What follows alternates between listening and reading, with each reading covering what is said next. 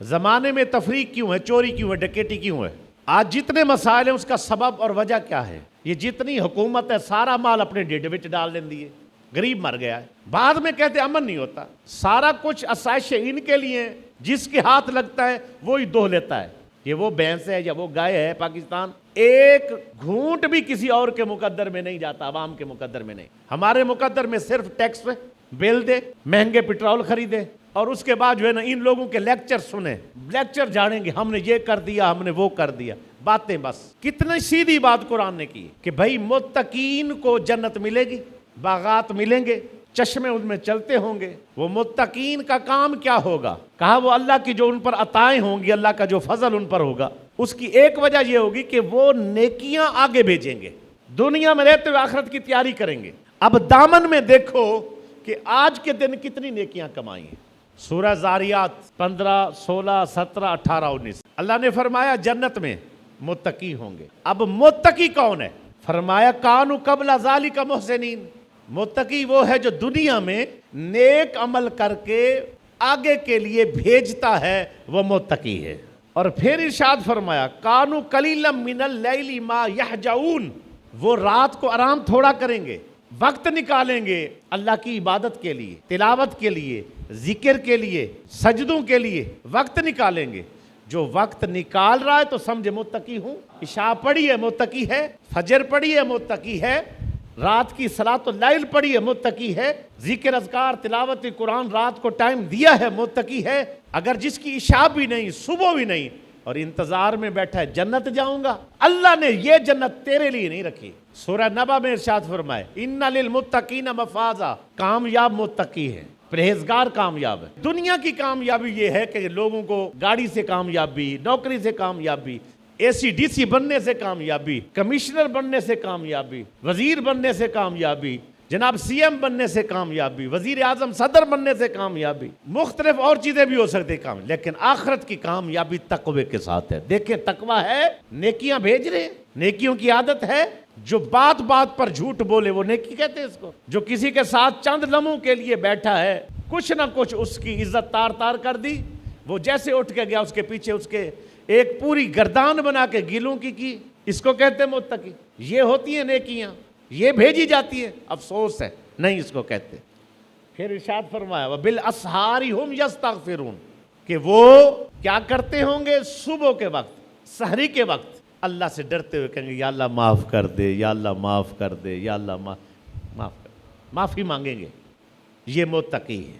پھر ارشاد فرمایا ان کی آخری علامت فی اموالہم حق للسائل والمحروم. وہ کوئی آ کے ان سے ضرورت مند طلب کرے گا دیں گے. اگر کوئی ضرورت مند نہیں مانگ سکے گا, نہیں آیا, اور وہ ہے ضرورت مند, گھر میں بیٹھا اس لیے کہ میری عزت خراب نہ ہو, اس لیے کہ لوگوں کو نہ پتہ چلے کہ میں یار میرا کاروبار کا نقصان ہو گیا ہے, یا میں محروم ہوں, یا میں غریب ہوں, یا میں نادار ہوں, میری عزت خراب نہ ہو. وہ گھر میں بیٹھے, کس کا حق ہے؟ مالدار کا حق ہے اس تک مال پہنچائے. اگر پہنچائے تو اسے کہتے متقی. اللہ ہمیں سمجھ کی توفیق عطا فرمائے. اللہ ہمیں اس طرح آگے بڑھنے کی توفیق. اب یہ ضروری نہیں کہ ہمارے پاس اتنا مال ہو ہم بانٹیں, مل جل کر بھی ہم بڑا کچھ کر سکتے ہیں. وہ کیسے مل جل کے ہو سکتا ہے؟ حضور اکرم علیہ الصلوۃ والسلام نے یہ حضرت ابی عبیدہ بن جراح رضی اللہ تعالیٰ عنہ کو امیر بنایا.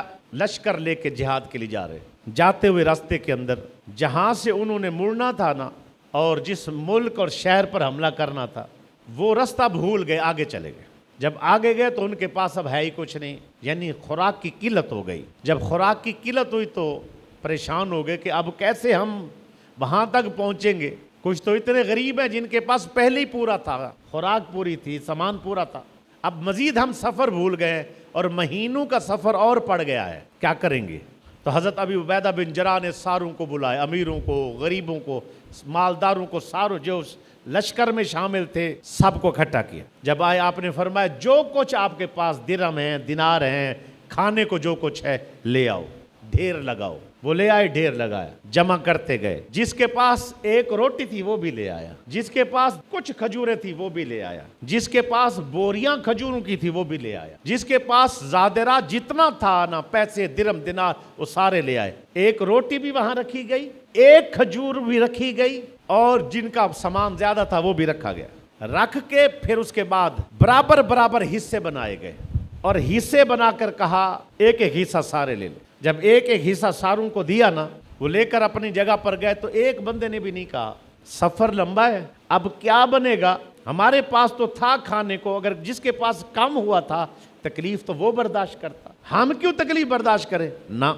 सब्र किया उन्होंने, कोई जुमला ना बोला। वो समझते थे कि जिस काम के लिए जा रहे हैं वो भी दीन का काम है। दिमाग खोलना भाई, जिस काम के लिए जा रहे हैं वो भी दीन का काम है। ये जो काम हुआ है मदद करना भाइयों की, ये भी दीन का काम है। उस काम से भी इस्लाम तरक्की करेगा और ये जो काम हुआ इससे भी इस्लाम तरक्की करेगा। वो बांटे गए, बराबर बराबर तकसीम किए गए। एक वक्त आया, हजरत अबू हुरैरा कहते रज़ी अल्लाह तआला अन्हु, इतना कम हो गया कि हम 24 घंटे में एक खजूर खाते थे। करने क्या जा रहे? जिहाद। लड़ने किससे जा रहे हैं? सुपर पावर से। 24 घंटे में एक खजूर खाते हैं। जब ये अपना तज़किरा, किस्सा और अपना हाल और कारगुजारी बताई जा रही है पीछे वालों को, तो उन्होंने कहा 24 घंटे में एक खजूर क्या गुजारा करेगी, क्या ताकत देती होगी। तो उन्होंने कहा एक खजूर की कदर भी उस वक्त महसूस हुई जब वो एक खाने को भी ना रही।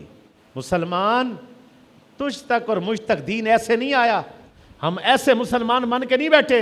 उनकी जानें लगी हैं, उनकी भूख है, तस है, प्यास है, दर दर की ठोकरें हैं, सुपर पावर से लड़ना और भिड़ना है और भूखे रहकर भी दीन का काम करना है।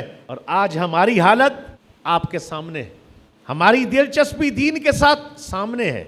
उनकी कैफियत इस तर्ज पर है, जो कुछ हो रहा है दे रहे हैं, लगा रहे हैं दीन पर। और सरकार दो आलम अलैहिस्सलातु वस्सलाम एक मौके पर फरमाया, मुझे अशरी कबीला पसंद है। उनकी आदत अच्छी है, जब उनके यहाँ कोई मसला आ जाता है वो अपने कबीले वाले लोग अपनी खुराक को आपस में बराबर बांट लेते हैं। आज आपके पास इल्म है, पढ़ाओ दूसरों को, आपके पास हुनर है, सिखाओ दूसरों को, आपके पास अल्लाह ने दिया है, बांटो, दो।